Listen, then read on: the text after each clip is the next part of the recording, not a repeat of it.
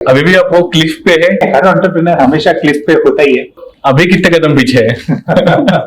10 साल या 15 साल में काफी ज्यादा चीजें चेंजेस हुई है। जो आदमी मैन्युफैक्चरिंग करना या टेक्नोलॉजी के ऊपर जिसकी कमांड होती थी उसे किंग माना जाता था। कि जो प्रोडक्ट मुझे अच्छे से आता है या फिर सर्विस अच्छे से आती है देना, तो उसको मैं अपना बिजनेस बना लेता हूँ। ये अप्रोच ज्यादातर लोगों को फेलियर देता है। तो ये रिसर्च कैसे होता है? You have to develop the product which are actually really solving the problem for your target customer. ये एक बॉटम लाइन है जिसको हमें कभी भी नहीं भूलना चाहिए। टारगेट ऑडियंस जान के लेना है, तो उसके लिए क्या क्या चैलेंजेस है? एक होता है कि आपको कस्टमर का डेमोग्राफिक प्रोफाइलिंग करना है और एक होता है कि आपको कस्टमर्स का साइकोग्राफिक प्रोफाइलिंग करना होता है। लेट्स से मैं 20% प्रॉफिट कमा रहा था प्रोडक्ट से, तो ये 20% प्रॉफिट क्या कंसिस्टेंटली मैं हर साल कमाता रहूंगा? यूजुअली ऐसा होता नहीं है। Value is equal to what are you offering in the deal divided by what is customer paying for the deal. If I continuously add more things in the deal, तो my customers will always be willing to stick to me. जब मैं MVP create करता हूँ, कितनी researches मुझे करने पड़ते हैं प्रोडक्ट में एक फाइनल प्रोडक्ट डिजाइन करने के लिए? प्रोटोटाइप वो स्टेज होता है जहां पर आप प्रूफ ऑफ कॉन्सेप्ट करते हैं। ओवरहेड कॉस्ट है, इसको कैसे आइडेंटिफाई करना चाहिए? बेसिकली ओवरहेड्स 3 तरह के होते हैं। आइदर आप कंपटीशन सेंट्रिक अप्रोच यूज कर सकते हैं या फिर आप कस्टमर सेंट्रिक अप्रोच यूज कर सकते हैं। तो बूटस्ट्रैपिंग के बेसिस पे हम अपना बिजनेस कंटिन्यू कर सकते हैं? तो आप कस्टमर्स के ही पैसे से कमाए हुए प्रॉफिट्स को यूज करके अपने बिजनेस में दोबारा इन्फ्यूज करके उसी को ग्रोथ पाथ या ग्रोथ ट्रेजेक्टरी में डाल सकते हैं। इन्वेस्टर का जो इन्फ्लुएंस है या फिर इंटरफेरेंस है वो काफी ज्यादा बढ़ जाता है। आप mentors, you are in need of advisors. Ultimately हम जो भी बिजनेस कर रहे हैं वो क्यों कर रहे हैं? तो फेलियर है, इसके पीछे में कॉमन मिस्टेक क्या रहती है? Build something that nobody wants. ये एकदम दिल को छूने वाला आंसर था। हेलो दोस्तों, मैं Harshal Vetwai, the Harshal talk show में आपका स्वागत है। प्रियंक दशोरा के साथ में हमने एक एपिसोड ऑलरेडी किया है बिजनेस के ऊपर, जो काफी ज्यादा बेसिक था। हम नया एपिसोड लेके आए हैं, थोड़ा इसमें डीप डाइव होने वाला है। आप काफी ज्यादा एंजॉय करोगे, काफी ज्यादा चीजें आप सीखोगे कि एक बिजनेस कैसे होता है, कि एंटरप्रेन्योर को क्या क्या करना पड़ता है। और आई एम श्योर ये देख के या फिर ये सुन के आप काफी ज्यादा थ्रिल हो जाओगे कि एक बिजनेस पर्सन को क्या क्या करना पड़ता है। So without wasting any time, let's jump to the podcast. Hello mister Priyank Dashora ji, कैसे आप? मैं अच्छा हूँ, आप कैसे? एकदम बढ़िया। यहाँ पे आके कैसा लग रहा है? पिछले बार की यादें और मेमोरीज अभी भी हैं, तो इस बार भी एक्साइटेड है कि आप क्या नया पूछेंगे। तो मैं तो वही पूछना चाहूंगा कि अभी भी आप वो क्लिफ पे है जो आपने कहा था? देखिए, हर एंटरप्रेन्योर हमेशा क्लिफ पे होता ही है, क्योंकि हर बार कहीं ना कहीं कोई ना कोई डिसरप्शन है जो उसको क्लिफ से गिराने के लिए बैठा हुआ है। तो we need to be alert all the time. तो अभी कितने कदम पीछे है? कहना तो मुश्किल है। अगर हम बिजनेस को पहले से देखें, शुरुआत से, मतलब लेट से 30 साल पहले, 40 साल पहले, 50 साल पहले, तो एक पर्टिकुलर वे से वो बिजनेस कैरी होता था। लेकिन आज की जनरेशन में वो अलग वे से हो रहा है। मे भी एक 10 साल या 15 साल में काफी ज्यादा चीजें चेंजेस हुई है। तो ये चेंजेस कैसे है? राइट, सी एक्चुअली अगर आप बिजनेस के तरीकों को देखेंगे तो टेक्नोलॉजी ड्रिवन बिजनेसेस बहुत कम हुआ करते थे। ज्यादातर इंडिया इंपोर्ट डिपेंडेंट प्रोडक्ट्स के ऊपर रिलाय करते थे। तो बहुत सारी बार मैं हमेशा पर्सनली ये बोलता हूँ कि 80s का, 70s का, 80s का दौर वो था जब जो आदमी मैन्युफैक्चरिंग करना या टेक्नोलॉजी के ऊपर जिसकी कमांड होती थी उसे किंग माना जाता था बिजनेस का, कि ये आदमी बनाना जानता है। लेकिन धीरे धीरे जैसे ही हम लिबरलाइजेशन की तरफ बढ़े और उसके बाद 90s और 2000s का जमाना आया, तब बनाने वाले बहुत सारे मिल गए, क्योंकि ओरिजिनल मैन्युफैक्चरर्स भी थे और सेमी नॉकडाउन यूनिट्स भी अवेलेबल होने लगे because of our access to the western world. तो अब वो लोग किंग होने लगे जो लोग एक्चुअली बेचना जानते थे। So the people who are actually successful at business were the ones who are able to sell, not able to manufacture. आज का जो डेफिनेशन है, आज हम 2024 में हैं, आज के डेफिनेशन के मुताबिक there are many people who can manufacture, there are many people who can sell. लेकिन आज वो लोग किंग माने जाते हैं बिजनेस में जो लोग एक्चुअली प्रॉफिटेबल है, because today profitability is a major challenge for every business. तो जो शिफ्ट हुआ है वो इसी तरीके से हुआ है कि पहले आप एक टेक्नोलॉजी ड्रिवन बिजनेस चलाते थे, फिर उसके बाद आप सेल्स एग्रेसिव बिजनेस चलाते हैं, और आज की तारीख में आप एक प्रॉफिट कॉन्शियस बिजनेस चलाते हैं। तो this is how the business has shifted in my opinion.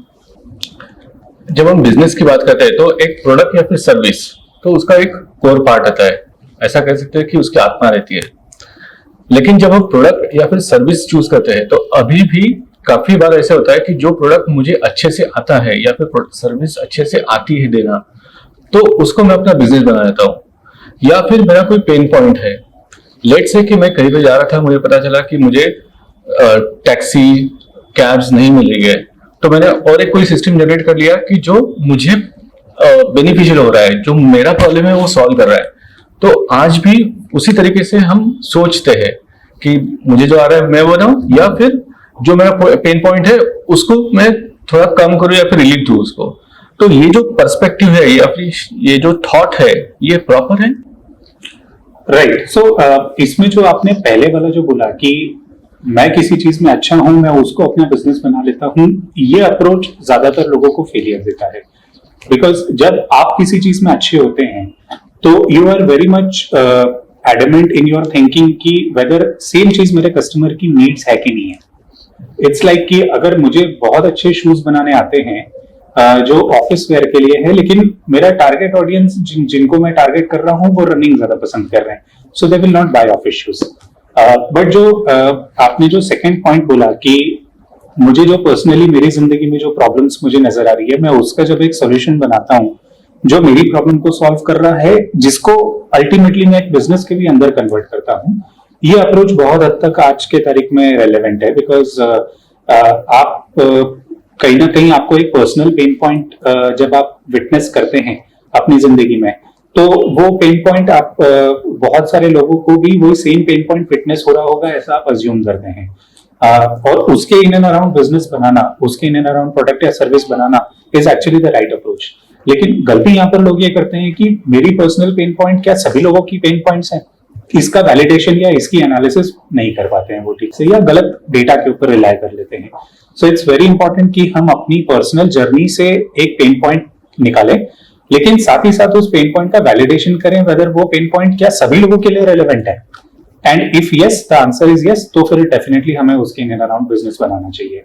Okay, जैसे भी आपने वर्ड यूज किया वैलिडेशन का, ये काफी ब्यूटीफुल वर्ड है कि जिसमें पता चलता है कि हम कहीं से रिव्यू ले रहे हैं एक पर्टिकुलर वे में, एक पर्टिकुलर प्रोडक्ट के लिए, और उसके ऊपर हम अपना एक परसेप्शन बनाते हैं कि हाँ ये प्रोडक्ट अच्छा है करके। लेकिन ये प्रोडक्ट अगर मुझे मार्केट में लेके आना है तो काफी बड़े पैमाने पे मुझे एक मार्केट रिसर्च लगेगा। तो ये रिसर्च कैसे होता है प्रोडक्ट का? मैं सिर्फ प्रोडक्ट का रिसर्च पूछ रहा हूँ, मार्केट रिसर्च हम बाद में डिस्कस करेंगे।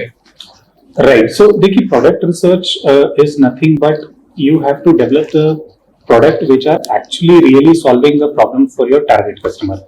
ये एक बॉटम लाइन है जिसको हमें कभी भी नहीं भूलना चाहिए। अल्टीमेटली हम जो भी बिजनेस कर रहे हैं वो क्यों कर रहे हैं? The end purpose of doing a business is to earn profit, और प्रॉफिट आप तब कमा पाएंगे जब आप कस्टमर के लिए वैल्यू ऐड करेंगे उसकी जिंदगी में, तभी कस्टमर इंटरेस्टेड होगा अपनी जेब में हाथ डाल के पैसा निकाल के आपको देने में। अदरवाइज वो आपके प्रोडक्ट को अप्रिशिएट करेगा लेकिन वो अपनी जेब में हाथ डाल के पैसा नहीं निकालेगा आपके लिए। सो इट्स वेरी इंपॉर्टेंट कि आप कस्टमर्स की जिंदगी में वैल्यू ऐड कैसे कर रहे हैं, that is the right approach. तो जब आप एक प्रोडक्ट का वैलिडेशन करते हैं तो प्रोडक्ट वैलिडेशन में आपको ये सबसे पहले ध्यान देना होता है कि जो प्रॉब्लम मैं सॉल्व कर रहा हूं वो प्रॉब्लम की सिग्निफिकेंस क्या है। या तो वो प्रॉब्लम बहुत बड़ी होनी चाहिए, या तो वो प्रॉब्लम इतनी ज्यादा डीपली फील होनी चाहिए कस्टमर्स के लिए कि वो उसके लिए पैसा निकाल पाए। तो अगर आप एक छोटी प्रॉब्लम सॉल्व कर रहे हैं जो बहुत लोगों को फील नहीं हो रही है, या फिर आप ऐसी प्रॉब्लम सॉल्व कर रहे हैं जो कस्टमर उसके साथ जीना पसंद करता है या he doesn't mind living with that problem, दोनों ही केसेस में आप उसको बिजनेस के अंदर कन्वर्ट नहीं कर सकते। So you have to first validate the problem, and second step इसका ये आता है कि जब आपने प्रॉब्लम को वैलिडेट कर दिया तब आता है कि आप what is the closest alternative और the solution that the customer has right now.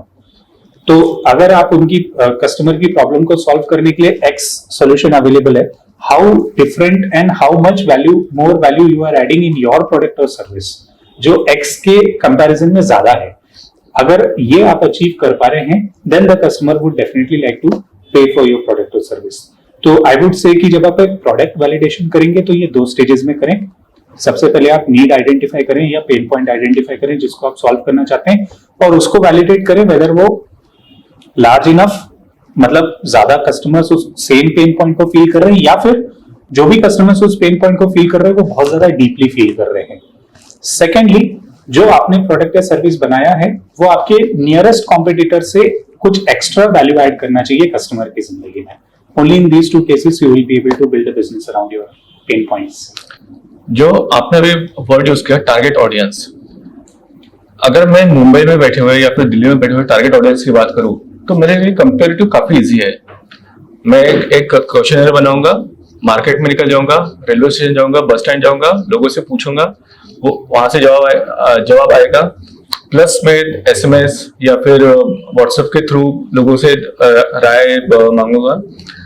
तो मेरे पास काफी सारे ऑप्शंस है क्योंकि मैं टियर 1 सिटी में रह रहा हूँ। लेकिन वही मैं जब मैं विलेज में मूव होता हूँ तो मेरे लिए ऑप्शन काफी ज्यादा कम हो जाते हैं क्योंकि कंजम्पशन ऑफ द प्रोडक्ट है वो शायद तक कि वहां पे उतना नहीं होगा, मे बी टियर 1 सिटी में होगा। लेट से एक आदमी, एक बिजनेस पर्सन 500 किलोमीटर दूर बैठा है मुंबई से, उसको अपना प्रोडक्ट बेचना है, प्रोडक्ट अच्छा है, मार्केट के हिसाब से ही बनाया हुआ है, लेकिन उसको वैलिडेट करके लेना है, उसको टारगेट ऑडियंस जान के लेना है। तो उसके लिए क्या क्या चैलेंजेस है और वो कैसे कवर कर सकता है? So you mean to say कि how to identify the right target customer for your correct, जो विलेज में बैठा हुआ बंदा है उसके लिए। देखिए, कस्टमर्स को आइडेंटिफाई करने के दो तरीके होते हैं। एक होता है कि आपको कस्टमर का डेमोग्राफिक प्रोफाइलिंग करना है और एक होता है कि आपको कस्टमर्स का साइकोग्राफिक प्रोफाइलिंग करना होता है।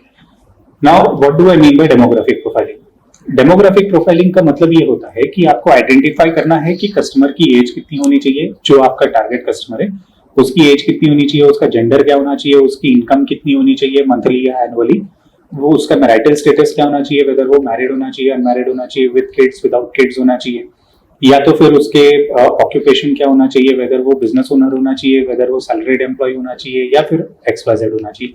तो देयर आर सर्टेन क्राइटेरियाज जहां पर आप वैलिडेट करते हैं कि जिस प्रॉब्लम को मैं सॉल्व कर रहा हूं उस प्रॉब्लम को सबसे ज्यादा कौन सा कस्टमर फील कर रहा है। फॉर एग्जाम्पल, पिछले एपिसोड में हमने बात करी थी सैनिटरी पैड्स के बारे में।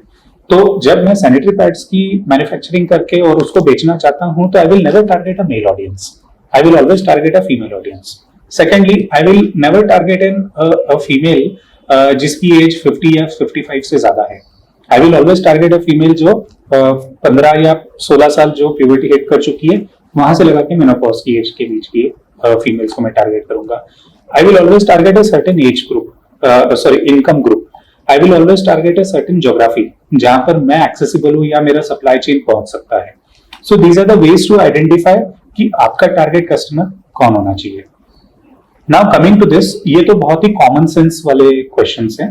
आप simple Google पे डालेंगे how to understand the demographic profiling of the customer, आपको 10-12 criteria मिल जाएंगे and you apply common sense, आपको उसके answers मिल जाएंगे। The major part is to understand the psychographic profiling of your customer. Now what do I mean by psychographic profiling? ये होता है कि आपको एनालाइज करना है कि आपकी कस्टमर की हॉबीज क्या होनी चाहिए, आपके कस्टमर के इंटरेस्ट क्या होने चाहिए, आपकी कस्टमर की लाइफस्टाइल क्या होनी चाहिए, उसकी पर्सनालिटी कैसी होनी चाहिए। जैसे कि फॉर एग्जांपल, अगर मैं एक ट्रैकिंग, माउंटेन ट्रैकिंग का गियर बेच रहा हूँ, so I need to target the audience जो एडवेंचरस है। I can not target the audience जो बहुत ज्यादा स्पिरिचुअल है, क्योंकि जब एक एडवेंचरस ऑडियंस को मैं टारगेट करता हूं तो वो फिर घूमना फिरना, ट्रैवल पसंद करते हैं, माउंटेनियरिंग पसंद करते हैं, XYZ। Then what is the hobby of my customer, whether my customer is likes to play music, whether listens music, और whether my customer what do they do in the leisure time. ये मुझे analyse करना बहुत जरूरी है क्योंकि मेरा product fit है कि नहीं उस कस्टमर के लिए, वो उसके लिए ये क्राइटेरिया जानना बहुत जरूरी है। सिमिलरली, कस्टमर की पर्सनालिटी कैसी है, वेदर वो इंट्रोवर्ट है कि एक्सट्रोवर्ट है, उसकी लाइफस्टाइल कैसी है, वेदर वो मिनिमलिस्ट लाइफस्टाइल जीता है, वेदर वो काफी आउटगोइंग सोशल लाइफस्टाइल जीता है। तो जब वो सोशल लाइफस्टाइल जिएगा तो वो उस तरीके के खर्चे भी करेगा, on the looks, on the physical appearance, on the way he dresses up. तो ये सब डिटरमाइन करता है उसका बाइंग डिसीजन कि वेदर वो आपके प्रोडक्ट के लिए पैसा खर्चा करेगा या नहीं करेगा। सो these are the criteria which will help you to understand कि whether वो need को बहुत ज्यादा deeply feel कर रहा है, and secondly whether he is willing to pay money to fulfill his needs. Okay, जैसा भी हमने प्रोडक्ट के बारे में जान लिया, उसका जो टारगेट ऑडियंस है उसके बारे में हमने जान लिया, लेकिन एक रहता है मार्केट। किस मार्केट में मुझे उसको सेल करना है। जैसे अगर मुंबई में भी देखें तो अलग अलग मार्केट्स है, हर प्रोडक्ट हर मार्केट में बेचा नहीं जाता है, एक पर्टिकुलर प्रोडक्ट एक पर्टिकुलर मार्केट में ही जाके बेचा जाता है या फिर सबसे ज्यादा डिमांड वहां पे मिलती है। तो अगर मुझे ये मार्केट आइडेंटिफाई करना है तो ये कैसे कर सकते हैं? राइट, सो अगेन इसके लिए आपको ये ध्यान देना होगा कि आपका टारगेट कस्टमर सबसे ज्यादा कहाँ प्रेजेंट है। So it's again more of a common sense. अगर लेट्स से मैं लग्जरी रियल एस्टेट बेच रहा हूँ तो फिर मुझे टारगेट करना पड़ेगा साउथ मुंबई, और अगर मैं अफोर्डेबल होम्स बेच रहा हूँ तो फिर मुझे टारगेट करना पड़ेगा suburban areas of Mumbai. So it depends कि मेरा टारगेट ऑडियंस कहाँ प्रेजेंट है। तो जैसे आपने कहा कि मार्केट को अगर मुझे एनालाइज करना है और हर प्रोडक्ट हर जगह नहीं बिकता, उसका रीजन यही है कि इट डिपेंड्स कि मैं किस तरह की नीड को फुलफिल कर रहा हूँ, वेदर मैं एक प्रीमियम नीड को फुलफिल कर रहा हूँ या फिर मैं एक बेसिक सस्टेनेबल लाइफस्टाइल की नीड को फुलफिल कर रहा हूँ। उस हिसाब से मुझे मेरी ज्योग्राफी डिसाइड करनी पड़ेगी। सेकेंडली, मुझे ये डिसाइड करना पड़ेगा कि कहाँ पे मेरा कॉम्पिटिटर का पेनिट्रेशन बहुत ज्यादा है। जहां मेरा कॉम्पिटिटर बहुत हैवीली पेनिट्रेटेड है वहां पर ऑटोमेटिकली उसकी प्रोडक्ट की डिमांड भी आपको बहुत इजीली मिल जाएगी, because the common economical knowledge says कि when you increase the supply the demand automatically follows. तो जब आप कॉम्पिटिटर आपका एक सप्लाई फुलफिल कर रहा है एक पर्टिकुलर ज्योग्राफी में, तो आपको उसके relevant in and around need demand करने वाले कस्टमर्स भी वहां पे मिल जाएंगे। So this is a second way where you can analyse कि आपका कॉम्पिटिटर कहाँ बहुत ज्यादा एक्टिव है, तो उन एरियाज को ज्योग्राफीज को आप बहुत ज्यादा इजीली टारगेट कर सकते हैं। अभी जैसे आपने बात किया सस्टेनेबिलिटी की, वैसे ही और एक चीज है स्केलेबिलिटी। सस्टेनेबिलिटी मतलब एक प्रोडक्ट हमें कितने टाइम तक प्रॉफिट दे सकता है, एक प्रोडक्ट को या फिर सर्विस को हम कितना लंबा लेके चल सकते हैं ये बिजनेस के टाइमलाइन में। और स्केलेबिलिटी मतलब हम कितने नंबर ऑफ प्रोडक्ट इसको प्रोड्यूस कर सकते हैं, एक दिन में, एक महीने में, एक साल में, या फिर पूरा एक टेन्योर में उसके। तो ये कैसे डिसाइड होता है या फिर ये कैसे डिसाइड करना चाहिए? सो जो पहला वाला जो पार्ट आपने सस्टेनेबिलिटी बोला, उससे नॉर्मली प्रोडक्ट लॉन्जिटिविटी भी कहते हैं, जहां पर आप डिटरमाइन करते हो कि लेट्स से मैं 20% प्रॉफिट कमा रहा था प्रोडक्ट से, तो ये 20% प्रॉफिट क्या कंसिस्टेंटली मैं हर साल कमाता रहूंगा? यूजुअली ऐसा होता नहीं है, बिकॉज हर कंपनी या हर एंटरप्रेन्योर को कहीं ना कहीं ये पता होता है कि उसकी इनपुट कॉस्ट बढ़ने वाली है और जो कस्टमर से वो सेलेबल प्राइस जो है वो घटने वाली है। सो इनडायरेक्टली स्क्वीज होगा बीच में प्रॉफिट।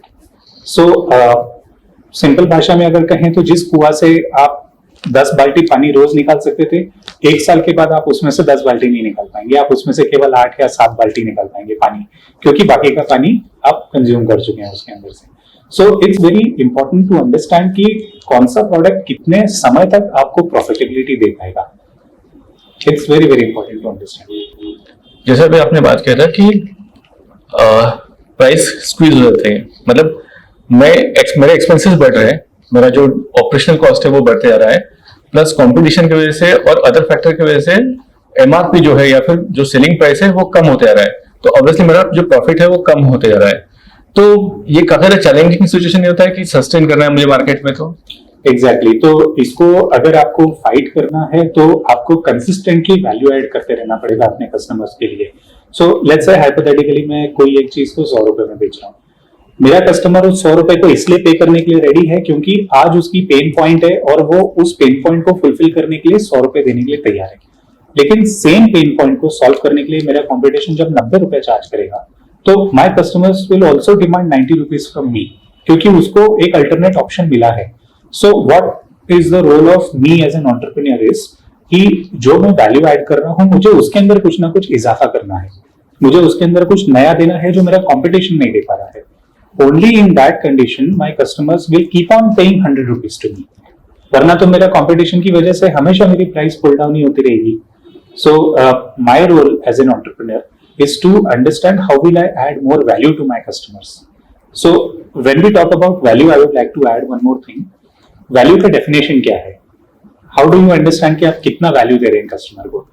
So value का एक मैथमेटिकल फॉर्मूला होता है, value is equal to what are you offering in the deal divided by what is customer paying for the deal. So please come again. Value का मतलब mathematical formula है कि what are you offering in the deal.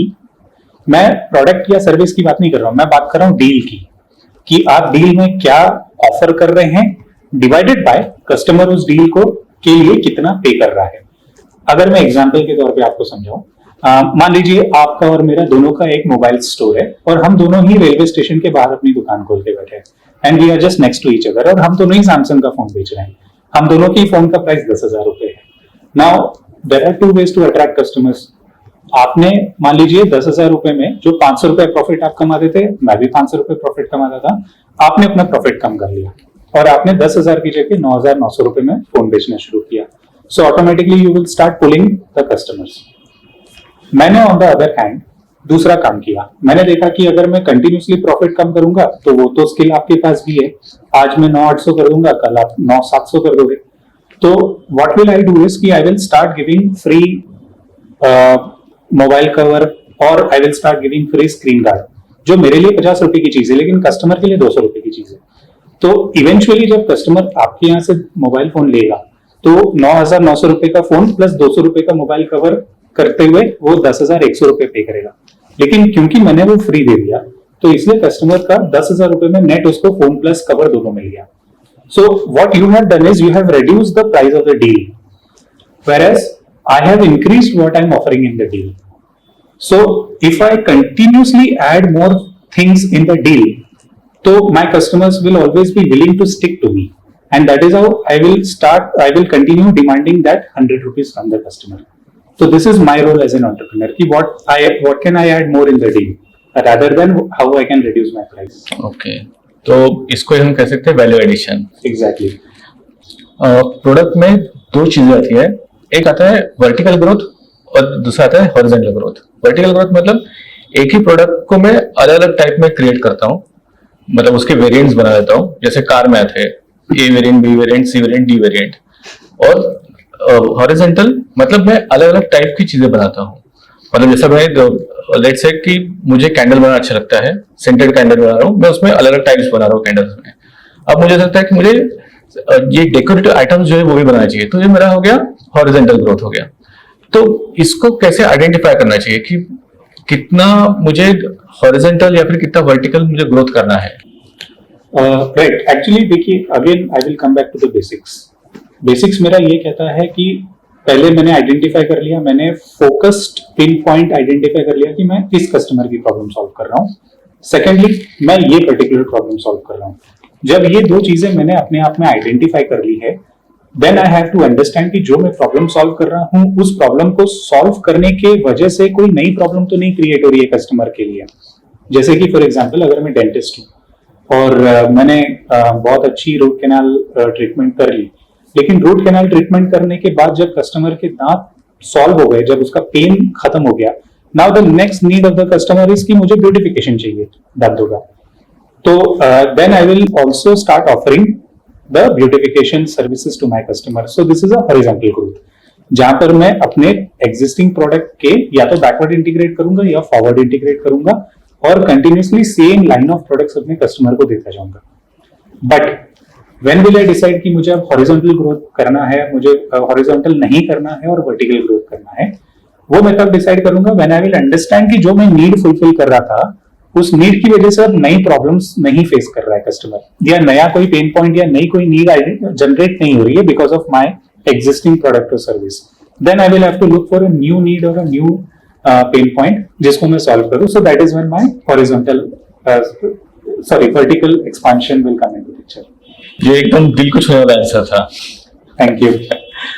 Business में हमने काफी ज्यादा failures देखे हैं, मतलब जो कंपनी स्टार्ट हुई है, फेल हुई है, आगे बढ़ नहीं पाई है। तो ये जो फेलियर है इसके पीछे में कॉमन मिस्टेक क्या रहती है?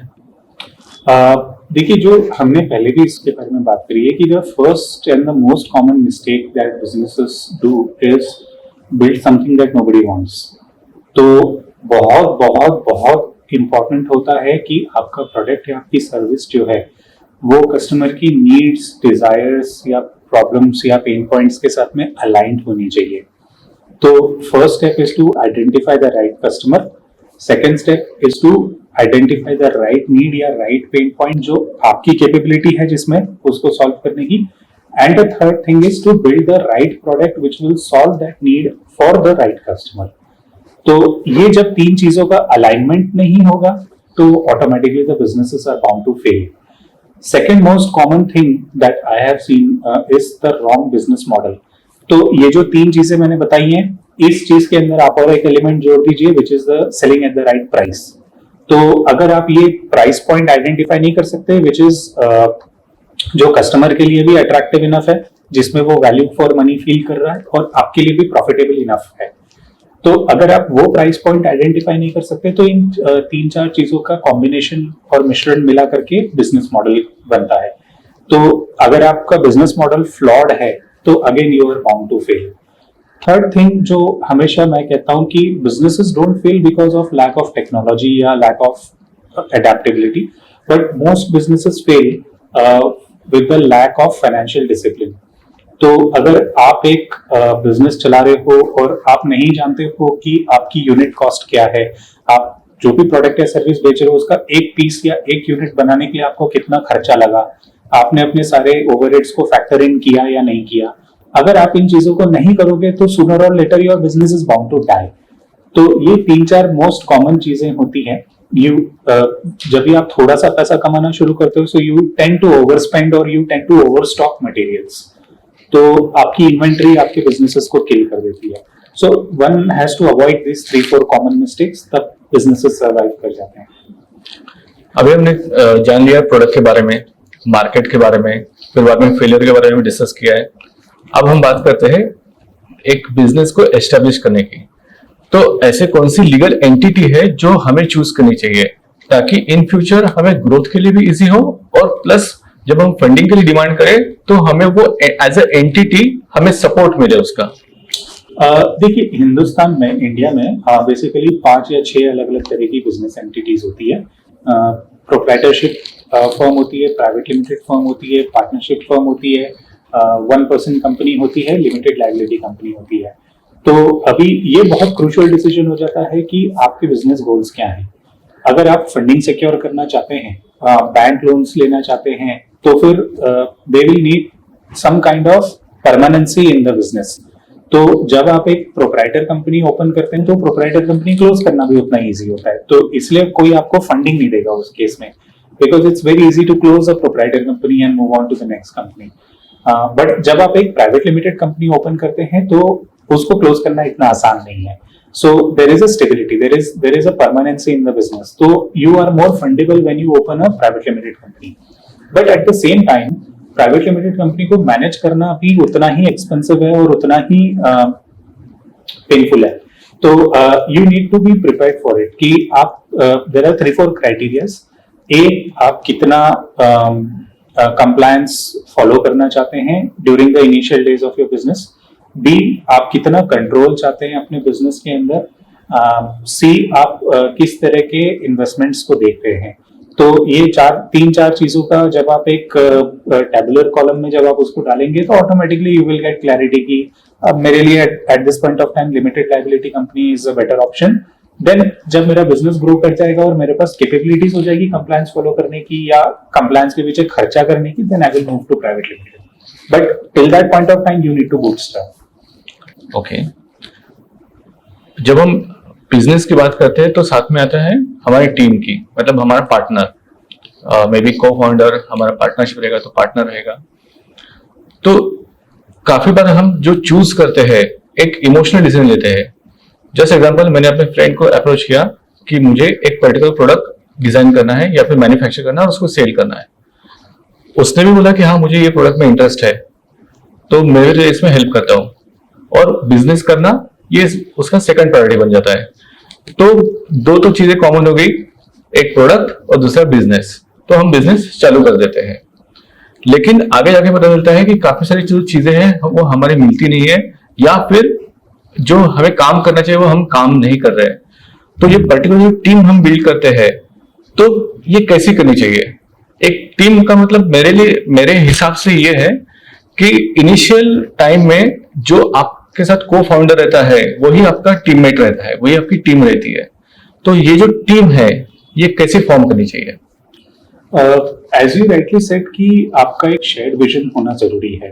तो जब आपने सवाल पूछा तो उसमें आपने बताया कि आप एक प्रॉब्लम को सॉल्व करना चाहते हैं जिसके लिए आपके पास ये प्रोडक्ट या सर्विस है जो आप डिजाइन करना चाहते हैं, और वही शेयर्ड विजन आपका टीममेट या आपके दोस्त या आपके कलीग शेयर करते हैं. But that is only a starting point, that is not the decision making point.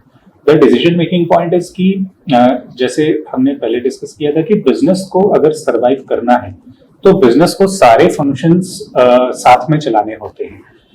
So operations के साथ में मार्केटिंग भी चाहिए, सेल्स भी चाहिए, फाइनेंस भी चाहिए, क्वालिटी डिपार्टमेंट्स भी चाहिए, R&D भी चाहिए, सब कुछ चाहिए बिजनेस को.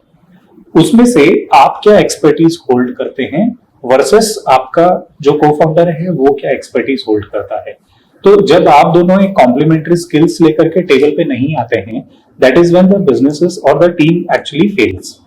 तो आपको apart from shared vision and shared values आपको ये भी ध्यान देना होता है कि what is the complementary skill जो मेरे पास नहीं है और मेरा को फाउंडर उस स्किल को लेके आ रहा है on the table, so that the picture becomes complete. तो this one of the most important criterias to identify your co founder. Okay, जब हमने प्रोडक्ट के बारे में डिस्कस किया, मार्केट के बारे में डिस्कस किया, लोगों की चॉइसेस के बारे में डिस्कस किया, तो उसके बाद हमने एक प्रोडक्ट बनाया कि हमारा ये प्रोडक्ट ऐसा रहेगा करके. काफी बार हम इसको MVP समझते ही नहीं है, हम इसको एज ए फाइनल प्रोडक्ट समझते हैं और उसके ऊपर ही हम हमारा मार्केट शेयर उठाना चालू कर देते हैं कि शायद तक कि लोगों को पसंद आएगा तो इसको पुश करो. तो ये जो MVP है इसको कैसे आइडेंटिफाई या फिर कैसे देखना चाहिए, और प्लस जब मैं MVP क्रिएट करता हूं तो उसके बाद कितने रिसर्चेस मुझे करने पड़ते हैं प्रोडक्ट में एक फाइनल प्रोडक्ट डिजाइन करने के लिए. That's a very good question actually. देखिए मिनिमल वायबल प्रोडक्ट क्या होता है, इस कॉन्सेप्ट को समझना पहले जरूरी है. जब आप एक प्रोडक्ट या सर्विस जब आप डिजाइन करते हैं तो पहले आप उसे ऑन पेपर डिजाइन करते हैं, राइट. जब आप उसे ऑन पेपर डिजाइन करते हैं तो सबसे पहला वर्जन जो आप उस प्रोडक्ट का अपने कस्टमर के पास में लेके जाते हैं that is called as MVP, minimal viable product. उससे भी एक स्टेज पहले आता है प्रोटोटाइप. तो प्रोटोटाइप वो स्टेज होता है जहां पर आप प्रूफ ऑफ कॉन्सेप्ट करते हैं कि भैया ये मैंने सोचा था कि कस्टमर की प्रॉब्लम है और मेरे हिसाब से ये प्रोडक्ट जो है ये इस प्रॉब्लम को सॉल्व करेगा. तो जब आप एक सैंपल या कुछ ऐसा चीज जब आप एक अपने टारगेट ऑडियंस को देते हैं कि आप यूज करिए, बताइए कि आपकी प्रॉब्लम सॉल्व हो रही है कि नहीं हो रही है. सो that is more of a prototyping stage जहां पर आप प्रूफ चाहते हैं कि जो आपने प्रोडक्ट पेन पॉइंट के बारे में सोचा और जो प्रोडक्ट उसके अलाइनमेंट में बनाया ये काम कर रहा है, ये कॉम्बिनेशन वर्क कर रहा है. सो ये एक प्रूफ ऑफ कॉन्सेप्ट स्टेज हुआ. लेकिन जब आप ये चीज जब आप क्रॉस कर जाते हैं, व्हेन यू गेट वैलिडेशन कि हाँ आपका प्रूफ ऑफ कॉन्सेप्ट हो गया है, now you want to go for first set of 10, 15, 100 customers.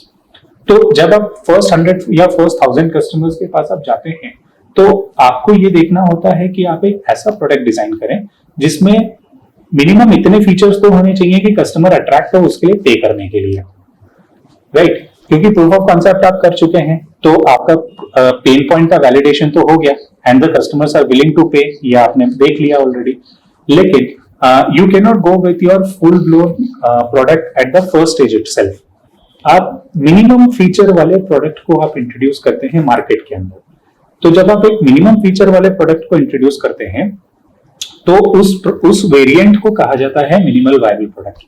तो उसके अंदर आप जो है मान लीजिए कस्टमर के 12 या 13 पेन पॉइंट्स हैं जो आप सॉल्व कर रहे हैं, तो उसके अंदर कम से कम 15-16 फीचर्स होने चाहिए जो 12-13 पेन पॉइंट को सॉल्व करें, प्लस 2-3 एडिशनल फीचर्स जो कस्टमर को डिलाइट महसूस करने में मदद करें. जब आप फर्स्ट 100 या फर्स्ट 1000 कस्टमर्स के पास पहुंच जाएं अपना MVP लेकर के, और उसके बाद जब आप उसको बिल्ड करना चाहेंगे, then you can always innovate and you can form a final version of your product. तो इसके कई सारे एग्जांपल्स आपको एस्टैब्लिश्ड स्टार्टअप्स में भी दिखाई देंगे. जैसे पिछले एपिसोड में हमने नेटफ्लिक्स के बारे में बात किया था. They started with a DVD rental company but later ventured into a tech giant. तो ये जो जर्नी DVD रेंटल से टेक जायंट का ये एक दिन में हुआ नहीं है. So it has also got different stages. So proof of concept is the first stage, MVP becomes the second stage, and then you can go for final version of the product. जहाँ पे again आपको validation मिलता रहेगा कि हाँ जो मैंने MVP बनाया है उसके अंदर मुझे फर्दर ये चेंजेस करने हैं so that I can reach to 10,000 customers. Okay. जब हम कॉस्ट की बात करते हैं तो हमारे दिमाग में आता है कि कितना मैंने पैसा इन्वेस्ट किया, जस्ट एग्जांपल के लिए मैं बताता हूँ कि एक प्रोडक्ट मैंने प्रिपेयर किया जिसके लिए मैंने कुछ रॉ मटेरियल परचेस किया, फिर बाद में manufacturing cost, transport cost, marketing cost, और फिर बाद में जो सप्लाई हुआ, कुछ कमीशन लगे, कुछ फीस लगी उसमें, तो ये सब मिला के मेरा लेट्स से 70 रुपीज खर्चा हुआ। मैंने 70 रुपीज उसमें इन्वेस्ट किया था, 70 रुपीज का मेरा खर्चा हुआ टोटल। तो जब मैं प्रॉफिट की बात करता हूँ तो मैं उसको सेल करूंगा 100 रुपए में, तो 30 रुपए का मेरा प्रॉफिट हो गया। लेकिन गेम चेंज वहां पे होता है जब हमें पता चलता है कि इसमें ओवरहेड चार्जेस है, जो ओवरहेड चार्जेस हमने काउंट नहीं किए थे और वो हमारे प्रॉफिट को किल कर रहा है। May be end of the year हमें पता चलेगा हमने कुछ भी प्रॉफिट नहीं कमाया, या फिर जितना हमने सोचा था उसके 10% या 15% ही कमा के बैठे हैं। तो ये जो ओवरहेड कॉस्ट है, इसको कैसे आइडेंटिफाई करना चाहिए? Right right. एक्चुअली देखिए, ओवरहेड्स को तो मैं हमेशा ये लोगों को बोलता हूँ कि overheads are your silent killers. तो अगर आप ओवरहेड्स आइडेंटिफाई करना नहीं जानते हैं तो you are doing a big mistake while doing your business. Overheads क्या है? बेसिकली ओवरहेड्स 3 तरह के होते हैं। अगर हम cost accounting point of view से बात करें तो there is a factory overhead, there is an office and admin overhead, and there is sales and distribution overhead. तो cost accounting point of view से there is a formula to calculate these overheads. Okay, सबसे पहले आप जब कोई भी product बनाते हैं तो उसका डायरेक्ट मटेरियल, डायरेक्ट लेबर और डायरेक्ट एक्सपेंस, जब आप इन 3 चीजों को जोड़ देंगे तो उससे आपको मिलता है प्रोडक्ट कॉस्ट। जब आप उस प्रोडक्ट कॉस्ट के अंदर अपनी ऑफिस एंड एडमिन ओवरहेड्स को, अपनी फैक्ट्री ओवरहेड्स को ऐड करेंगे, तब उन दोनों का कॉम्बिनेशन को बोला जाता है फैक्ट्री कॉस्ट, एफसी कहते हैं उसे, या फैक्ट्री कॉस्ट कहते हैं। जब आप फैक्ट्री कॉस्ट के अंदर अपना ऑफिस एंड एडमिन ओवरहेड्स और वो सारी चीजें जब आप ऐड करेंगे और उसके अंदर जब आप अपना ओपनिंग स्टॉक ऐड करके क्लोजिंग स्टॉक माइनस करेंगे, तब आपको मिलता है बेसिकली COGS, जिसे कॉग्स कहते हैं या फिर कॉस्ट ऑफ गुड्स सोल्ड कहते हैं। तो कॉस्ट ऑफ गुड्स सोल्ड का मतलब ये होता है कि जो आपने प्रोडक्ट बेचा उसको बनाने का आपका खर्चा कितना आया, that is called as cost of goods sold. ठीक है, जब आप cost of goods sold calculate कर पाते हैं और उसके अंदर जब आप अपना सेल्स एंड डिस्ट्रीब्यूशन ओवरहेड्स डालेंगे, तब आपको मिलेगा टोटल कॉस्ट, और टोटल कॉस्ट के ऊपर प्रॉफिट ऐड करके आपको सेलिंग प्राइस मिलेगी किसी भी प्रोडक्ट की। So it is very very important to understand and calculate कि आपके फैक्ट्री ओवरहेड्स कितने हैं, आपके ऑफिस एंड एडमिन ओवरहेड्स कितने हैं और आपके सेल्स एंड डिस्ट्रीब्यूशन ओवरहेड्स कितने हैं। Now each people have their own way of calculating, that is all okay, but आपका ये जितना नियरेस्ट टू ट्रूथ है, जितना नियरेस्ट टू एक्यूरेट है, उतना ज्यादा आप प्रॉफिटेबिलिटी के अंदर कॉम्प्रोमाइज नहीं करेंगे at the end of the year. Okay, इसमें लास्ट टाइम मैं आपके ऑफिस में बैठा था, तभी आपने एक एग्जांपल शेयर किया था ओवरहेड के ऊपर ही, जो आपका खुद का एग्जांपल है। मैं चाहूंगा आप व्यूअर्स के साथ में वो शेयर कीजिए। राइट, सो एक्चुअली देखिए, हम जो प्रोडक्ट बनाते हैं वो लिक्विड फॉर्म में होता है, तो हम उसे नंबर ऑफ mls में बेचते हैं, ये हमारा यूनिट ऑफ मेजरमेंट है। तो आई वाज ऑलवेज क्यूरियस कि हम जो नंबर ऑफ mls बना रहे हैं, 1 ml बनाने के लिए मुझे कितना खर्चा आता है। इसके लिए मुझे even I have to incorporate the cost of my security guard into per ml। तो जब मैं इतना छोटा से छोटा खर्चा पर ml के अंदर अपोर्शन कर पाऊंगा, इसे कॉस्ट अकाउंटिंग में कॉस्ट अपोर्शनमेंट कहते हैं। तो जब मैं ये अपोर्शनमेंट, मतलब उस कॉस्ट को उस ml के साथ जब मैं अटैच कर पाऊंगा, that is the true cost of goods sold मेरे लिए। So when I did this exercise personally for my business, बल्कि मुझे ये एक्सरसाइज करने में कई महीने लग गए, कई वर्जन्स मैंने क्रिएट किए, कई जगहों से मैंने उसे वैलिडेट करवाया, एंड देन आई रियलाइज्ड कि okay, this is the final cost of goods sold जो मुझे एक्चुअली पड़ रहा है मेरे करंट सिनेरियो के अंदर। सो लार्जली आपको ये करना है, व्यूअर्स के लिए मैं कह रहा हूँ कि जब भी आप फैक्ट्री चला रहे हैं तो आप देखिए कि पिछले साल आपको फैक्ट्री चलाने के लिए कितना खर्चा लगा। नाउ अगर आप बोलेंगे कि मैं मैन्युफैक्चरिंग बिजनेस में नहीं हूं, मैं तो सर्विसेज बिजनेस में हूं, बट स्टिल आप सर्विसेज तो मैन्युफैक्चर कर रहे हैं, तो सर्विस को मैन्युफैक्चर करने के लिए आपको जो जो कॉस्ट अटैच हुए हैं, वो सारे कॉस्ट को आपको वहां कंसिडर करना होगा। सेकेंडली, आपको अपना office and admin overheads calculate करना होगा। तो उसके लिए जब आप बिजनेस रन करते हैं तो बिजनेस के साथ में आपके कुछ ऑफिस एक्सपेंडिचर होते हैं, कुछ आपके एडमिनिस्ट्रेशन एक्सपेंडिचर्स होते हैं, तो वो सारे एक्सपेंडिचर्स को आपको वहां कैलकुलेट करना होगा। एंड थर्ड थिंग इज कि जब आप माल बेचते हैं तो आपका सेल्स एंड डिस्ट्रीब्यूशन कॉस्ट आता है, तो सेल्स एंड डिस्ट्रीब्यूशन के कॉस्ट को आपको वहां पे अटैच करना होगा, और इन सारी चीजों को आपको डिवाइड करना होगा बाय द बैच साइज जो आपने बनाया है या जो आपने बेचा है। तो जब आप इस चीज को डिवाइड करेंगे अपने बैच साइज के साथ में, तो आपको मिलेगा पर ml या per unit of measurement cost. And this will vary from situation to situation. अगर मैं आज 100 पीसेस बना रहा हूं तो मेरा परसेंटेजेस अलग होंगे, जब मैं 1000 पीसेस बना रहा हूं तो मेरे परसेंटेजेस अलग होंगे। सो इट ऑल डिपेंड्स कि मैं उस लॉट में कितना मैन्युफैक्चरिंग कर रहा हूँ या कितना गुड्स बना रहा हूँ। मतलब एक ml की कॉस्ट निकालने के लिए एक बिजनेस पर्सन को क्या क्या करना पड़ता है? डेफिनेटली अगर आप ये नहीं करेंगे then overheads will become your silent killers. अभी हमने जाना है पर यूनिट कॉस्ट के बारे में, अभी हम जानेंगे प्रॉफिट के बारे में। लेट्स से कि एक प्रोडक्ट बनाने के लिए मुझे 70 रुपीज लगते हैं, उसके ऊपर मुझे कितना प्रॉफिट कमाना चाहिए, कितना मार्जिन रखना चाहिए। आई डू एग्री कि ये बिजनेस टू बिजनेस डिफर करता है। अगर मैं डेमोग्राफी की बात करूँ वहां पे भी डिफर करता है। अगर मैं कुछ लैंग्वेस्टिक वे से भी उसको देखूं कि कौन से लैंग्वेज वाले लोग ज्यादा प्रोडक्ट परचेस कर रहे हैं, उसके लिए भी शायद तक ये डिफर करेगा। लेकिन एक नॉर्मल प्रोपोर्शन क्या रहना चाहिए ताकि जो फ्यूचर ओवरहेड कॉस्ट है या फिर 5 साल के बाद 10 साल के बाद मुझे क्या क्या करना है उसका मुझे कुछ जमा के रखना पड़ेगा, कुछ पूंजी जमा के रखनी पड़ेगी, तो उसके लिए ये प्रोपोर्शन कैसा रहना चाहिए? राइट, देखिए जब आप एक प्रॉफिट कितना मुझे रखना चाहिए अपने प्रोडक्ट के ऊपर, ये बहुत ही वोलेटाइल और बहुत ही पर्सनल चॉइस हो जाती है एक एंटरप्रेन्योर की। बट कई सारे कुछ कॉमन फैक्टर्स हैं जो डिटरमाइन करते हैं कि आपकी प्रॉफिटेबिलिटी कितनी रहेगी। One of the most common factor is कि आप अगर एक बहुत सिग्निफिकेंट प्रॉब्लम सॉल्व नहीं कर रहे हैं तो your customers will not be interested to pay a premium for that, right. तो आपको सबसे पहले अपना प्रोडक्ट को उस तरीके से अलाइन करना होगा कि आप कितनी बड़ी सिग्निफिकेंट प्रॉब्लम को सॉल्व कर रहे हैं, नंबर 1। नंबर 2, अगर आप एक सिग्निफिकेंट प्रॉब्लम को सॉल्व कर रहे हैं लेकिन उसके बदले में हजारों ऑप्शंस अवेलेबल है कस्टमर के पास में उस प्रॉब्लम को, सेम प्रॉब्लम को सॉल्व करने के लिए, तो आपका कंपटीशन डिसाइड करेगा कि आप कितना प्रॉफिट कमाओगे, because now customer has a multiple options available with him. तो उस केस में आप अपनी प्रॉफिटेबिलिटी बहुत हद तक कमांड नहीं कर सकते हैं। You have to go by the market standards. Third ये होता है कि how much value you are adding in the deal.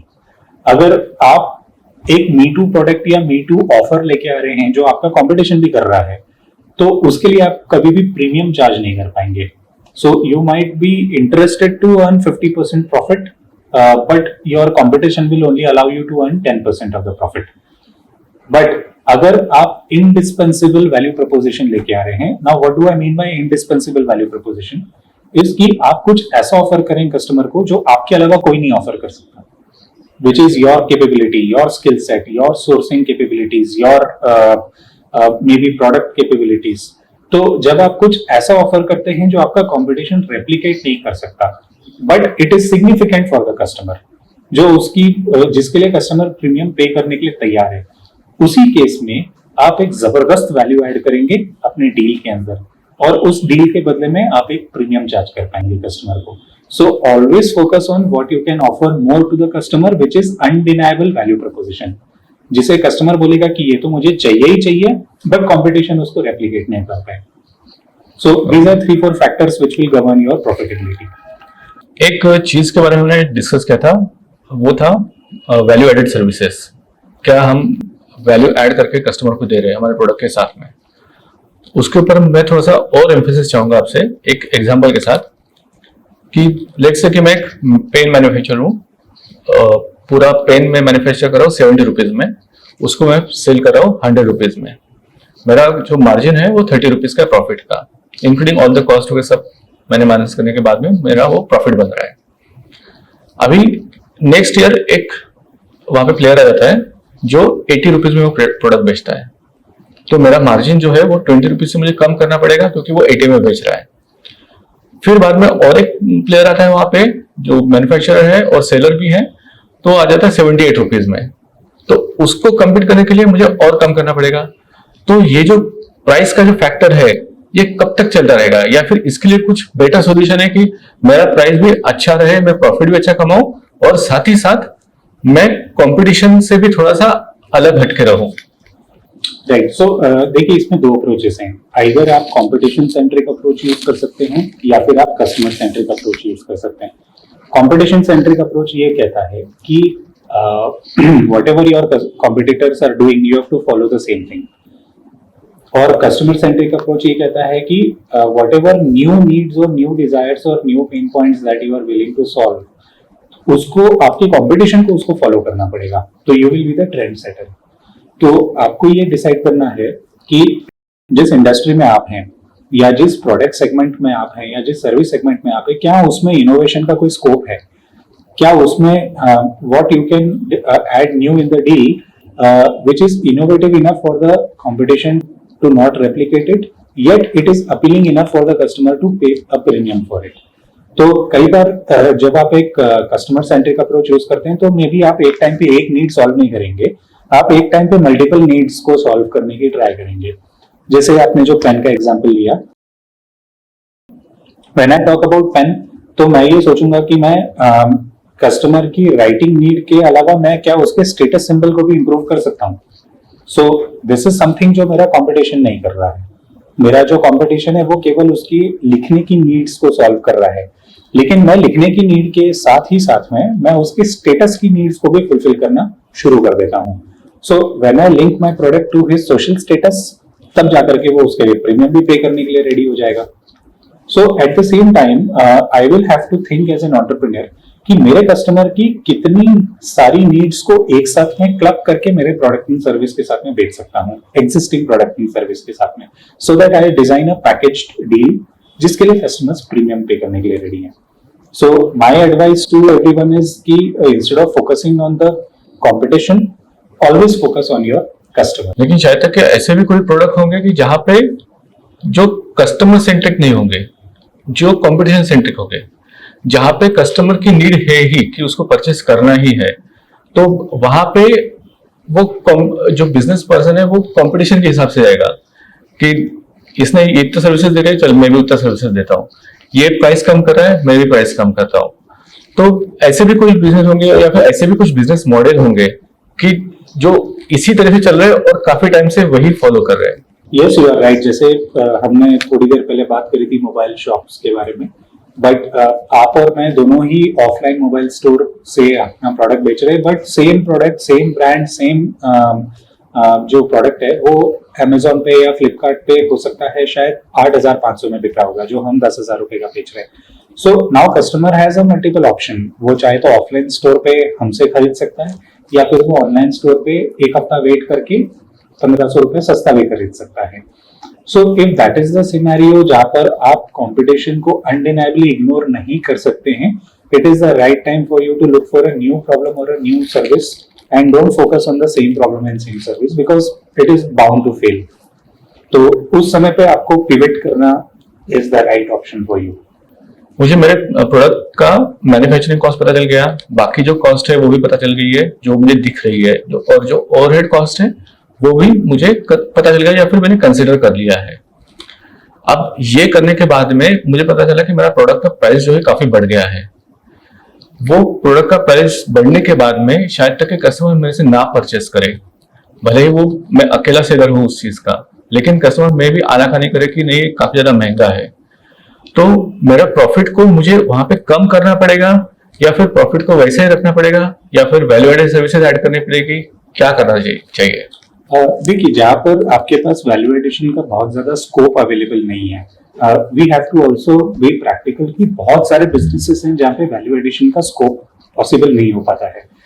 तो जहां पर वैल्यू एडिशन का आपके पास स्कोप नहीं है, येट आपके ओवरहेड्स बहुत ज्यादा होने की वजह से आप जो प्राइस पॉइंट पे बेचना चाहते हैं आपके कंपटीशन के कंपैरिजन में, वो प्राइस पॉइंट पे आप नहीं बेच पा रहे हैं।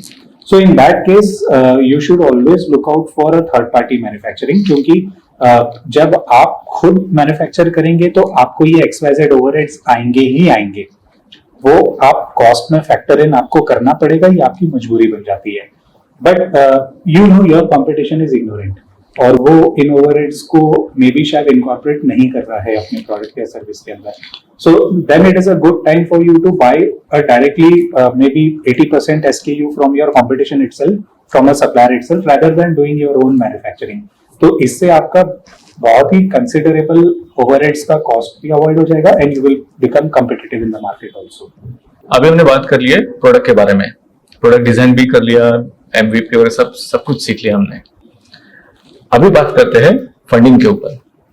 जब हम बिजनेस स्टार्ट करते हैं तो हमारा नियरेस्ट सोर्स रहता है कि खुद की जो सेविंग है वो बिजनेस में हम डालें, या फिर रिलेटिव और फ्रेंड से हम जो पैसा ले और उसको हम बिजनेस में डालें। तो ये हो गया बूटस्ट्रैपिंग। तो बूटस्ट्रैपिंग के बेसिस पे हम अपना बिजनेस कंटिन्यू कर सकते हैं या फिर हमें फंडिंग के लिए बाहर जाना ही पड़ेगा? नहीं, एक्चुअली आप बूटस्ट्रैपिंग से भी बिजनेस कंटिन्यू कर सकते हो। ऐसा कोई थंब रूल नहीं है कि एक्स स्टेज तक बूटस्ट्रैपिंग से आप ग्रो कर सकते हो, फिर एक्स के आगे आपको फंडिंग की जरूरत पड़ने ही वाली है। ऐसा कोई थंब रूल नहीं है। It all depends, again coming back to the basics, कि आप अपने ऑपरेशन कॉस्ट को कितना ऑप्टिमाइज करके रख सकते हैं। एट द सेम टाइम अगर आप एक बहुत ही सिग्निफिकेंट प्रॉब्लम सॉल्व कर रहे हैं तो it is just a matter of reaching out to the customer. तो जब आप बहुत ज्यादा कस्टमर्स तक पहुंच सकते हैं तो आप कस्टमर्स के ही पैसे से कमाए हुए प्रॉफिट्स को यूज करके अपने बिजनेस में दोबारा इन्फ्यूज करके उसी को ग्रोथ पाथ या ग्रोथ ट्रेजेक्टरी में डाल सकते हैं। हमने रिसेंटली अभी देखा थायरोकेयर का भी एक IPO लॉन्च हुआ। सो दिस इज वन कंपनी जो 100% बूटस्ट्रैप 25 साल तक चली, and then it got the valuation that it got in the stocks. तो ऐसा कोई थंब रूल नहीं है कि आपको X स्टेज के बाद में आपको फंडिंग की जरूरत पड़ेगी ही पड़ेगी। इट ऑल डिपेंड्स कि आपका बिजनेस मॉडल कितना स्ट्रांग है।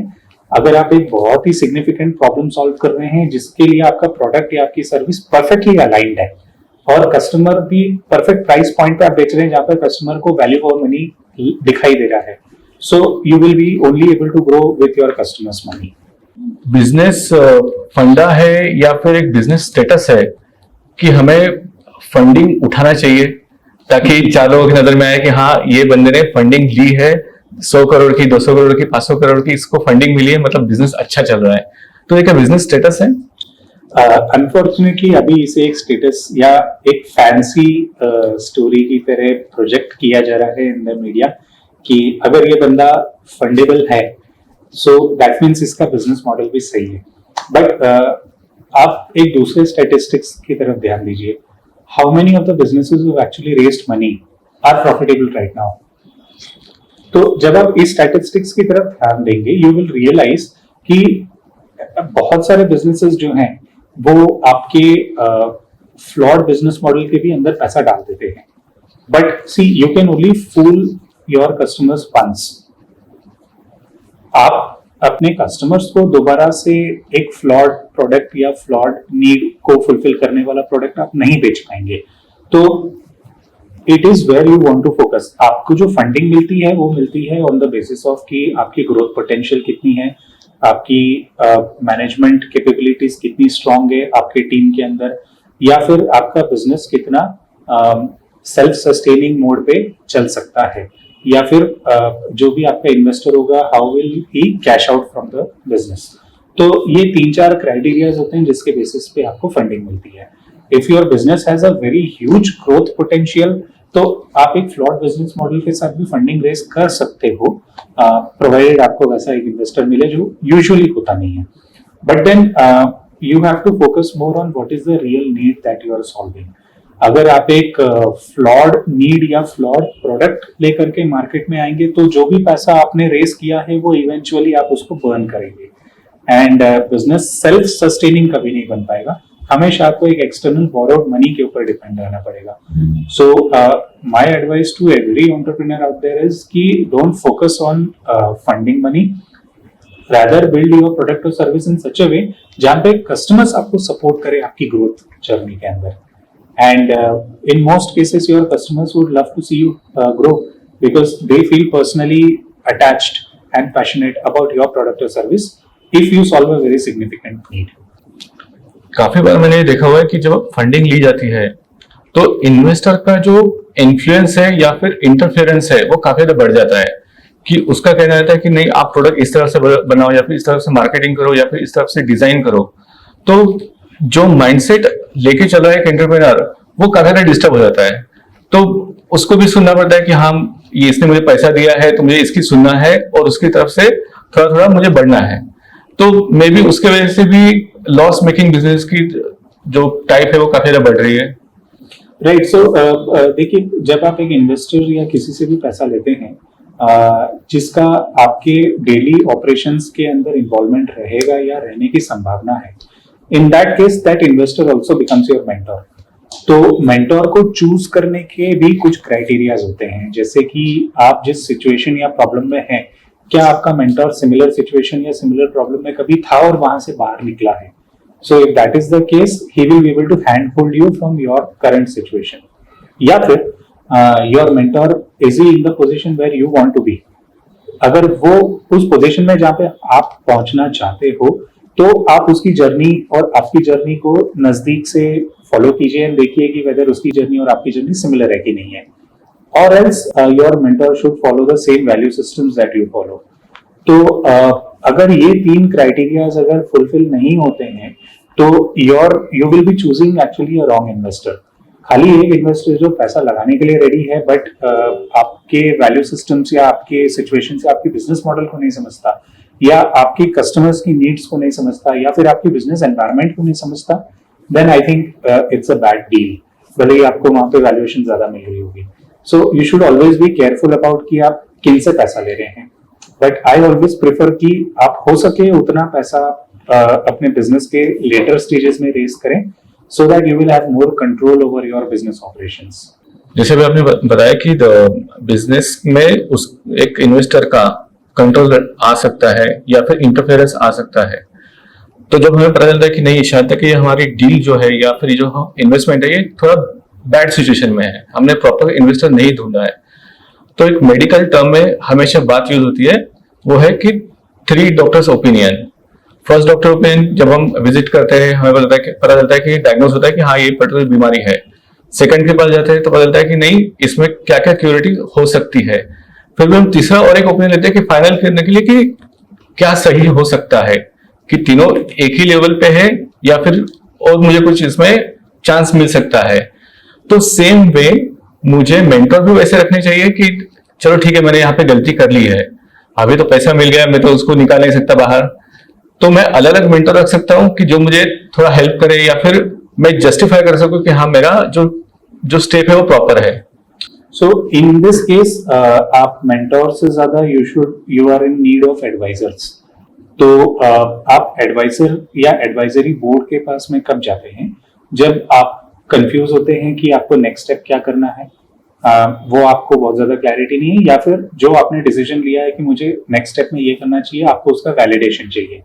So again criteria remains the same कि आप जो भी मेंटोर या जो भी एडवाइजर के पास जाएं, that mentor and advisor should understand the industry के डायनेमिक्स जिसके अंदर आप डील कर रहे हैं, should understand the variation in the consumer behaviour जिसके अंदर आप डील कर रहे हैं, should understand the next disruptions जो आपकी इंडस्ट्री के अंदर आ रहे हैं, how much you will be affected from it. But then अगर कोई एडवाइजर या मेंटोर आपके ऑन बोर्ड हो भी जाता है, तो it is more important to be adaptable. So बहुत सारी बार जब एक मेंटोर या एडवाइजर आपको कोई चीज गाइड करते हैं, so they do it out of a pure selfless interest. तो क्या उस केस में आप अडेप्टेबल हैं इनफ, कि या फिर आप इमोशनली अपने प्रोडक्ट या सर्विस को बहुत ज्यादा अटैच्ड हैं पर आप उसे चेंज करना नहीं चाहते हैं। सो this is your personal call, but yes you should always be careful and selective. मेरी एडवाइस ये रहेगी कि शुरुआत में instead of looking out for investors, probably you should look out more of advisors who can guide you on your advisory board. And then when your business actually becomes fundable and it is ready for the growth trajectory, that is the time when you should raise money. जो अभी आपने बात किया है advisory body की, तो ये जो एडवाइजरी बॉडी है ये हमारी कंपनी में रहती है या फिर कोई सेपरेट एंटिटी रहती है जिसका हम हेल्प लेते हैं? ये दोनों चीजें होती है। कभी कभी आप किसी को जब आप एक एडवाइजर करके अपॉइंट करते हो, तो वो एडवाइजर नेसेसरीली आपकी कंपनी के स्ट्रक्चर के अंदर नहीं होता. He is not a director, he is not a shareholder, he is not a stakeholder in the company. But at the same time आप उसके ओपिनियंस या उसके पास गाइडेंस के लिए जाते हो. तो कभी कभी एडवाइजर्स आपकी कंपनी का इंटरनल पार्ट भी हो सकते हैं, या कभी कभी ये लोग एक्सटर्नल फॉर्मेट में आपको हेल्प भी कर सकते हैं. So if they are internal part of the company, they become your advisory board in house, and if not, they become your advisory board outside the company. But the key thing to understand over here is कि advisors वो लोग हैं जो आपको या तो next step के लेने के लिए जो clarity चाहिए उसमें help कर रहे हैं, या फिर आपको validate कर रहे हैं कि जो आपने सोचा है वो सही है या गलत है, या फिर उसके pros cons उसका SWOT analysis करके आपको देने. आपके नॉलेज की वजह से हमारा जो टॉपिक था वो थोड़ा सा डीरूट हो गया. हम फिर से फंडिंग पे आते हैं. जी. जो फंडिंग इंस्टीट्यूट्स है, जैसा बैंक हो गया, फिर बाद में एंजल इन्वेस्टमेंट्स, फिर हो गया वेंचर कैपिटल. तो ये तीनों के पास जाने के लिए एक एंटरप्रेन्योर को या फिर स्टार्टअप को क्या क्या प्रिपरेशन करनी चाहिए? मैं इसमें डॉक्यूमेंटेशन की बात नहीं कर रहा हूँ, वो तो लोग वो दे देंगे, लेकिन as a mentally and physically कैसे प्रिपेयर रहना चाहिए? Physically in the sense as a company हमें कैसे प्रिपेयर रहना चाहिए?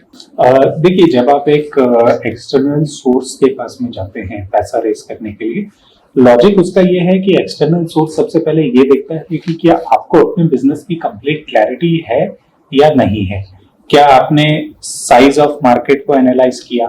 क्या आपने उस मार्केट साइज के अंदर आप कितने मार्केट को रीच कर सकते हैं, which is called as target addressable market. तो क्या आप अपने टैम को आपने सही तरीके से अचीव किया, डिसाइफर किया या डिकोड किया. देन क्या आपने कॉम्पिटिटिव लैंडस्केप को एनालाइज किया? क्या आपने इस इंडस्ट्री के या इस प्रोडक्ट के ग्रोथ पोटेंशियल को आपने एनालाइज किया? क्या आपने अपनी मार्केटिंग स्ट्रेटेजीज फाइनलाइज करी या नहीं करी? तो हर एक जो छोटी छोटी चीज जो आप अगले 2 साल 3 साल या 5 साल के अंदर आप फेस करने वाले हैं, उन चीजों को आपने कितने बारीकियों से आज सोचा है, ये आपका बेसिक प्रिपरेशन हो जाता है जब आप किसी भी एक्सटर्नल सोर्स के पास में जाते हैं. अगर आप एक बैंक के पास में जाएंगे तो उनके एक सेट ऑफ डॉक्यूमेंटेशन है जो आपको पूरे करने होंगे. अगर आप एक इन्वेस्टर या प्राइवेट फंडर के पास में जाएंगे तो उनके सेट ऑफ विजन्स हैं जो आपको फुलफिल करने होंगे. बट लार्जली वो इन 4-5 फैक्टर्स के ऊपर डिपेंड करता है कि आर यू इन इंडस्ट्री जिसका मार्केट साइज बहुत बड़ा है, जिसकी प्रॉब्लम बहुत बड़ी है, and you have the capability to reach to maximum और अ लार्जर ऑडियंस. जब हम बिजनेस चलाते हैं तो जो हमारा फर्स्ट ईयर रहता है वो आई गेस काफी ज्यादा कॉम्प्लिकेटेड रहता है, क्योंकि हम खुद को भी समझते हैं, हमारे बिजनेस को समझते हैं, हमारे प्रोडक्ट को समझते हैं, हमारे मार्केट को, कस्टमर को हम समझते हैं, उनको अच्छे से स्टडी करते हैं. लेकिन इस केस में सबसे इंपॉर्टेंट पार्ट रहता है फंडिंग का. मतलब हम कैसे अपने फंड्स को यूज करते हैं, जिसको हम नॉर्मल टर्म में कैश फ्लो भी बोलते हैं. तो एक कैश फ्लो को कैसे मैनेज करना चाहिए? काफी बार ऐसा होता है कि हम डिसीजन ले लेते हैं कि हाँ एक पर्टिकुलर जगह पे हम इन्वेस्ट कर देते हैं. Invest in the sense of कुछ रॉ मटेरियल एक्सेस परचेस कर लिया, या फिर कुछ मशीनरी परचेस कर ली कि जिसकी हमें जरूरत नहीं थी, या फिर इंफ्रास्ट्रक्चर खड़ा कर दिया जिसका हमें अभी जरूरत नहीं थी, एटलीस्ट ये फर्स्ट ईयर में. तो ये कैश फ्लो को मेंटेन कैसे करना चाहिए ताकि एटलीस्ट हम अपने स्टाफ के सैलरी दे सके? देखिए, when you talk about cash flow, आपको सिर्फ अपने स्टाफ के सैलरी के लिए लिमिटेड नहीं सोचना चाहिए. आपको ये सोचना है कि for the next 1 year what is your growth requirements, और वो रिक्वायरमेंट्स को फुलफिल करने के लिए क्या आपके पास इनफ पैसा है या नहीं है. बट कमिंग टू विच, देखिए, हर कंपनी के अंदर बेसिकली 3 फाइनेंशियल स्टेटमेंट्स होते हैं जो आपको समझना बहुत जरूरी है. एक होता है आपकी बैलेंस शीट, दूसरी होती है आपकी प्रॉफिट एंड लॉस स्टेटमेंट्स, और तीसरी होती है आपकी cash flow statements. Balance sheet बनती है as on 31 March. Profit and loss statement बनता है आपका over a period of time, जैसे 1 महीने का, 2 महीने का या 1 साल का. लेकिन कैश फ्लो जो है दैट इज, बहुत सारे लोगों को ये लगता है कि my P&L is equal to my cash flow. अगर मैंने ऑन पेपर 1 लाख रुपया प्रॉफिट कमाया है तो मेरा कैश फ्लो भी 1 लाख रुपया होना चाहिए. बट ये दोनों में जमीन आसमान का अंतर है. अगर आपने ऑन पेपर 1 लाख रुपए प्रॉफिट कमाया है, जब तक वो 1 लाख रुपए आपके बैंक अकाउंट में हिट नहीं करेंगे तब तक वो कैश रियलिटी आपकी कन्वर्ट नहीं होती है, तब तक वो पैसा कहीं ना कहीं आपका फंसा हुआ है. सो कैश फ्लो का मतलब ये है पैसा किस तरीके से फ्लो कर रहा है आपके ऑर्गेनाइजेशन के अंदर. जहां पर आपने प्रोक्योरमेंट करने के लिए पैसा इन्वेस्ट कर दिया, उसको आपने अपने सेलेबल फिनिश्ड गुड्स या अपनी सर्विस के अंदर कन्वर्ट किया, उसको बेचा और वहां से पेमेंट रियलाइज किया, और वो पेमेंट रियलाइज करके दोबारा पैसा वो आपके बैंक अकाउंट में आया। तो ये जो पूरा फ्लो है, इस फ्लो को हम कहते हैं कैश फ्लो। अब जब ये पैसा फ्लो करता है, तो जैसे कि जब पानी फ्लो करता है तो कहीं पे पानी का ब्लॉकेज हो जाता है जिसकी वजह से पानी आगे नहीं जाता, या फिर कहीं पे लीकेजेस होते हैं जहां पर पानी लीक कर जाता है, तो जितना पानी एंड तक पहुंचना चाहिए था उतना पहुंचता नहीं है।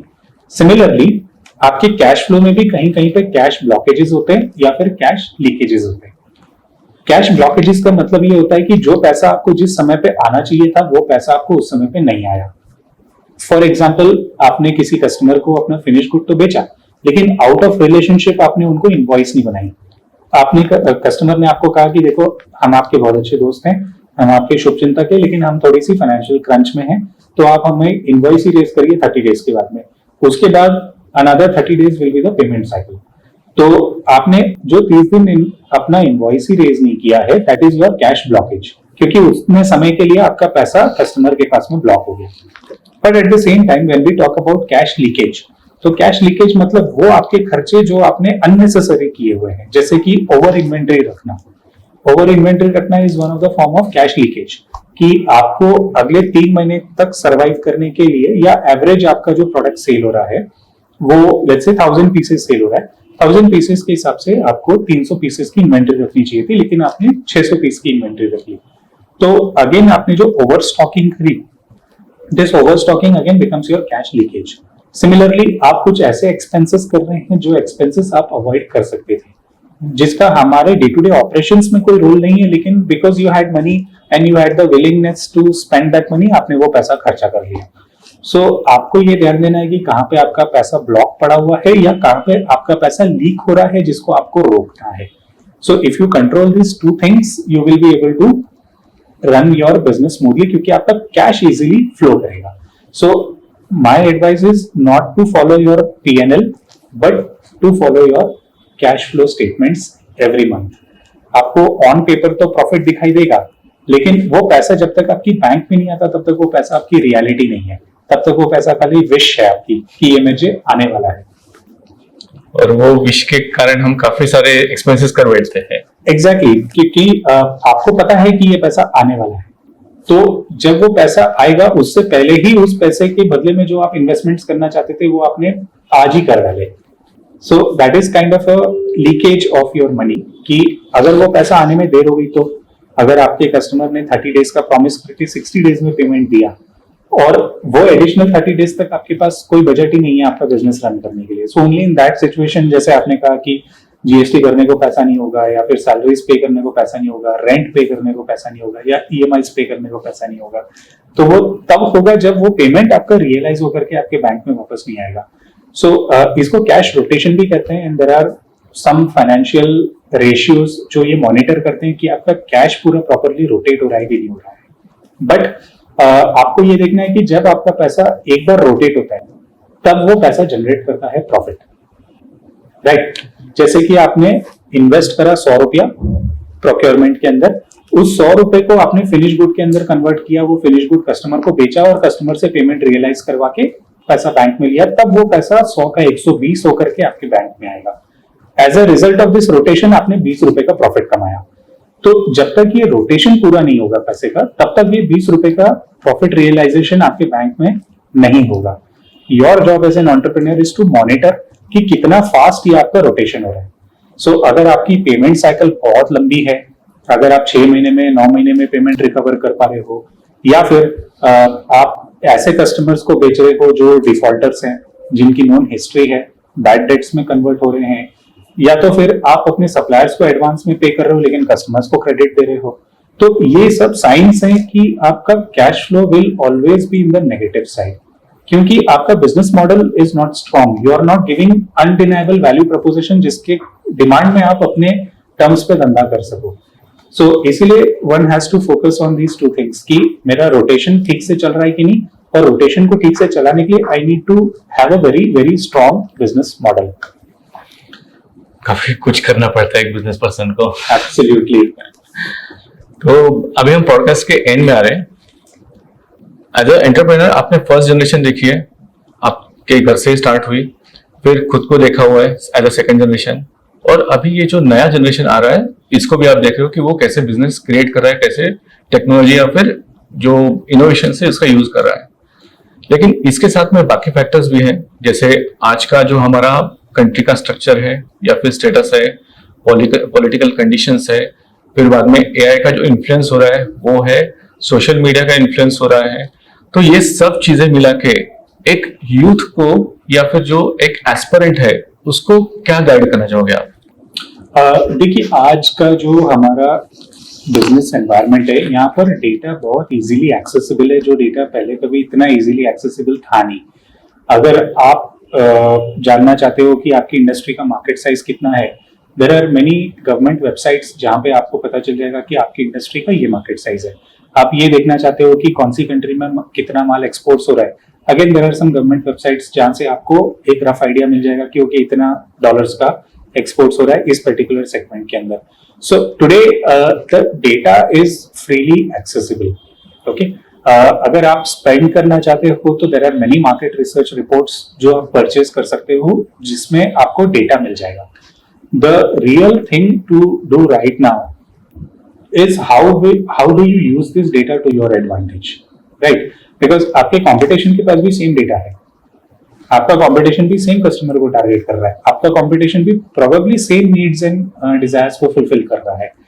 तो क्या आप इस डेटा को अपने एडवांटेज में यूज कर सकते हो बाय बिल्डिंग अ प्रोडक्ट और सर्विस जो आपका अनडिनाइबल वैल्यू प्रोपोजिशन आपको दे रहा हो, या फिर आप एआई या फिर जो आपने टूल्स बताए हैं इसको यूज कर सकते हो टू डिलीवर योर प्रोडक्ट और service faster than your competition, to have the first mover advantage.